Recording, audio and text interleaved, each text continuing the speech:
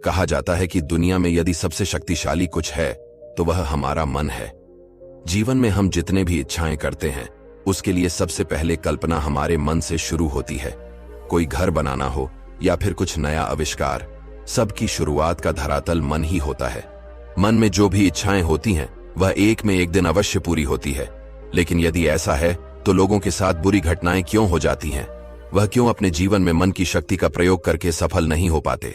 ऐसा इसलिए क्योंकि मन में सकारात्मक और नकारात्मक दोनों ही तरह की इच्छा है जन्म लेती है।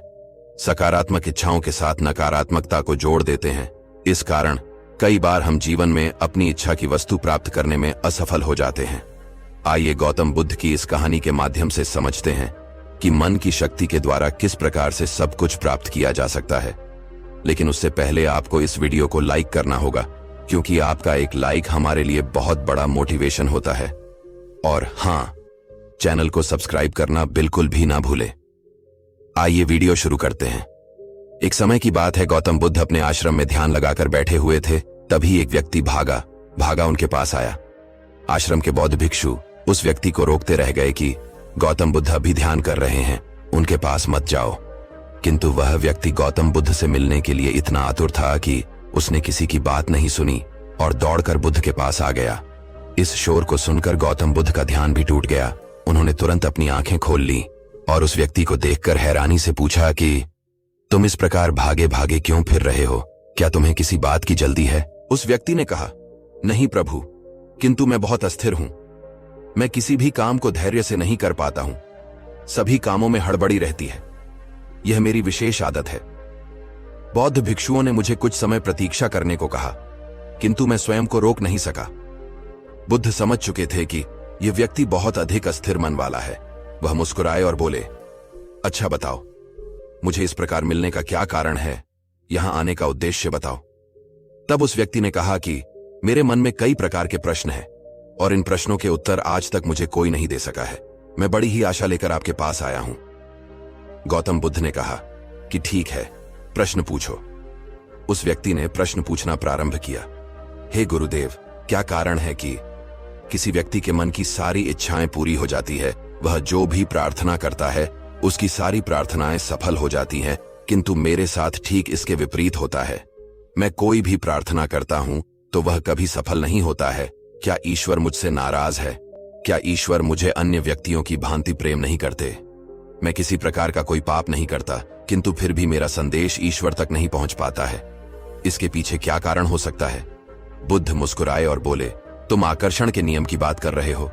उसे व्यक्ति ने कहा कि हाँ, मैंने आकर्षण के नियम के बारे में बहुत कुछ सुना है और मैं कई वर्षों से इसका अभ्यास कर रहा हूं, किंतु मैं आज तक असफल हूं।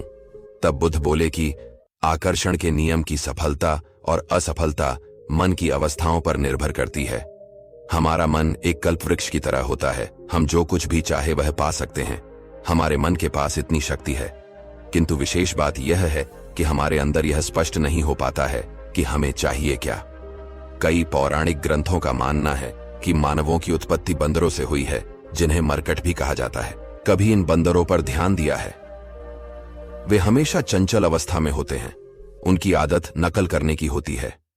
ठीक इसी प्रकार मनुष्य का मन भी हमेशा चंचल अवस्था में होता है, कभी स्थिर नहीं रह पाता। मनुष्य की इच्छाएं तभी पूर्ण हो पाती हैं जब उसका मन स्थिर हो जाता है। इस दुनिया में आज तक जो भी निर्माण हुए हैं वह कल्पनाओं के आधार पर हुए हैं। मनुष्य ने सबसे पहले उस चीज की कल्पना अपने मन में की, तब जाकर यह सफल हुई। यदि महल का निर्माण करना हो तो सबसे पहले उसकी एक रूपरेखा मानव के मन में बनती है। वह महल को लेकर तरह तरह की कल्पनाएं करता है और सब कुछ सोच विचार करने के बाद ही काम की शुरुआत करता है। और अंत में जब उसकी यह योजना सफल हो जाती है तो वह सोचता है कि उसने जो प्रार्थना की थी, जो मन में सोचा, बिल्कुल वही हुआ। सिर्फ निर्माण ही नहीं बल्कि विनाश भी मानव की कल्पनाओं का प्रमाण होते हैं। जितनी बार इस पृथ्वी पर विनाश हुए हैं वह अवश्य ही किसी मनुष्य के मन की कल्पना रही है। इसका अर्थ यह हुआ कि विनाश हो या निर्माण, इसकी रूपरेखा सबसे पहले मनुष्य के मन में तैयार होती है। मानव कभी विनाश को स्वीकार नहीं करते, किंतु यह सच है कि विनाश भी उनकी इच्छा के कारण ही होता है। तभी गौतम बुद्ध के पास बैठा वह व्यक्ति बोला कि तो इसका अर्थ यह हुआ कि यदि हमें कुछ प्राप्त करना है तो हमें मन को स्थिर और स्पष्ट रखना चाहिए। गौतम बुद्ध बोले, हाँ बिल्कुल। कुछ पाने के लिए यह आवश्यक है कि सबसे पहले हम अपने मन में सही और सकारात्मक कल्पनाएं करना सीखें। अगर हम अपने मन पर नियंत्रण नहीं रखेंगे तो हमारे साथ उल्टी सीधी चीजें होंगी और इच्छा के विपरीत ही कार्य होंगे। इसलिए अगर आप चाहते हैं कि आपके आसपास की दुनिया आपके अनुसार बने तो अपने मन को भी उसी के अनुसार आकार दीजिए।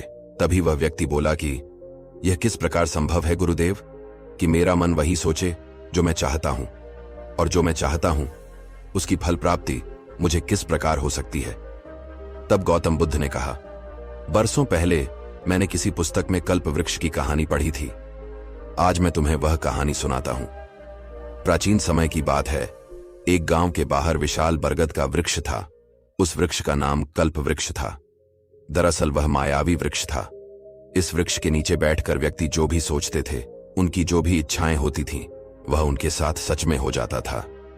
लेकिन तुम्हें यह जानकर हैरानी होगी कि गांव का कोई भी व्यक्ति उस वृक्ष के नीचे बैठना नहीं चाहता था, क्योंकि गांव वालों का मन इतना अस्थिर था कि वे अक्सर वृक्ष के नीचे बैठकर नकारात्मक कल्पनाएं कर लेते थे और वह सत्य हो जाती थी। इसी कारण लोग उस वृक्ष को राक्षसी वृक्ष भी कहते थे। गांव का ही एक व्यक्ति इस पेड़ को लेकर बहुत अधिक उत्सुक था। उसने कहा कि मैं इस कल्प वृक्ष के नीचे बैठूंगा और जो चाहे वह प्राप्त करूंगा। उसने कई महीनों तक अपने मन को नियंत्रित करने का अभ्यास किया और आखिरकार एक दिन वह पेड़ के नीचे जाकर बैठ गया। उसने सभी सकारात्मक बातें सोची। उसने स्वयं के लिए धन मांगा, अपने लिए स्वास्थ्य और सुंदरता मांगी, और यह सब कुछ थोड़े ही समय में सत्य हो गया। लेकिन कुछ समय बाद उसका मन अस्थिर होने लगा। वह सोचने लगा कि जब मैं बीमार पड़ता था सभी मेरा ध्यान रखते थे, अब जब मैं कभी बीमार नहीं होऊंगा तो कोई मुझसे प्रेम नहीं करेगा और न ही मेरा ध्यान रखेगा। मेरे पास इतना अधिक धन है, सभी मेरा धन लेकर मुझसे दूर हो जाएंगे। थोड़ी देर में उस व्यक्ति की यह बातें भी सच होने लगी। उसके मित्र और परिवारजन आए, उसके पास रखा हुआ धन उससे मांग कर ले गए। इस प्रकार व्यक्ति ने वहां बैठे बैठे कई नकारात्मक बातें सोची और वह सब कुछ सत्य होने लगा। अंत में व्यक्ति उसी कल्प वृक्ष के नीचे बैठे बैठे मर गया। उसने अपनी मृत्यु की कल्पना भी इसी वृक्ष के नीचे बैठकर कर ली थी। उस व्यक्ति की मृत्यु के पश्चात वह पेड़ वहां से गायब हो गया। कहानी का सार यह है कि यह कल्प वृक्ष हमारा मन है। हम जिस प्रकार सोचेंगे हमारे साथ वही घटनाएं घटित होंगी। गौतम बुद्ध के पास बैठा व्यक्ति बहुत ही ज्यादा ध्यान लगाकर उनकी बातें सुन रहा था। गौतम बुद्ध आगे कहते हैं, अगर तुम अपने मन को व्यवस्थित रखो तो तुम्हारे आसपास सब कुछ व्यवस्थित होगा।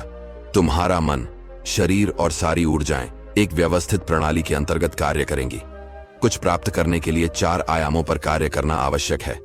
जब आपके चारों आयाम भौतिक शरीर, मन, भावनाएं और ऊर्जा एक दिशा में व्यवस्थित होकर कार्य करने लग जाती हैं, तो आपके लिए कुछ भी प्राप्त करना बेहद आसान हो जाता है। संभव है कि यदि तुम क्रिया करो तो तुम्हारी कल्पनाएं जल्द ही सच में बदल जाएं। किंतु यदि ये 4 आयाम अपना कार्य करने लगे तो बिना क्रिया किया भी तुम वह सब कुछ पा सकते हो जो तुम चाहते हो। मन के साथ एक बहुत ही विकट समस्या होती है। यह हर समय अपनी दिशा बदलती रहती है। आप जाना दूसरी दिशा में चाहते हैं, जबकि यह आपको ले जाती है किसी अन्य दिशा में। इस प्रकार के भटके हुए मन के साथ मंजिल तक पहुंचना काफी मुश्किल होता है। लेकिन उन 4 आयामों को व्यवस्थित करना आपका काम है। आप ऐसा करने में सफल होते हैं तो आप स्वयं भी कल्पवृक्ष बन सकते हैं और जो चाहे सब कुछ प्राप्त कर सकते हैं। लेकिन इच्छाएं पूर्ण होने के बाद क्या? जब सभी इच्छाएं पूर्ण हो जाएंगी तो जीवन का कोई उद्देश्य ही नहीं बचेगा। जरा सोचो, आज तक तुमने जो भी इच्छाएं की हैं, जिन जिन लोगों से प्रेम किया है, वह सभी तुम्हारे आसपास हो, तब क्या तुम शांति और सुकून से रह पाओगे? क्या सभी इच्छाएं पूर्ण हो जाने के बाद तुम्हारे जीवन में शांति आएगी? बिल्कुल नहीं। जीवन में हमेशा कोई ना कोई उद्देश्य होना चाहिए।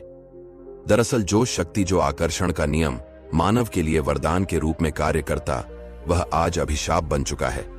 और अभिशाप भी उसे मानव ने ही बनाया है, क्योंकि मानव सचेत होकर कार्य नहीं कर रहा। वह अपनी सोच और अपने मन पर नियंत्रण नहीं रख पा रहा है। इसलिए जब उसके साथ अप्रिय घटनाएं होती हैं तब वह ईश्वर को दोष देता है, जबकि ऐसा नहीं होना चाहिए। मान लो तुमने अपने मन में 1 महीने में 10,000 रुपए कमाने की इच्छा की, किंतु इस इच्छा के साथ साथ तुम यह भी सोच रहे हो कि मेरे पास तो काम नहीं है, मैं इस लायक नहीं हूं, यह तो संभव ही नहीं है। तो इसका अर्थ यह हुआ कि तुम मन ही मन यह भी कह रहे हो कि मैं ये नहीं चाहता। तो तुम ही बताओ कि किस प्रकार तुम्हारी यह इच्छा पूरी होगी।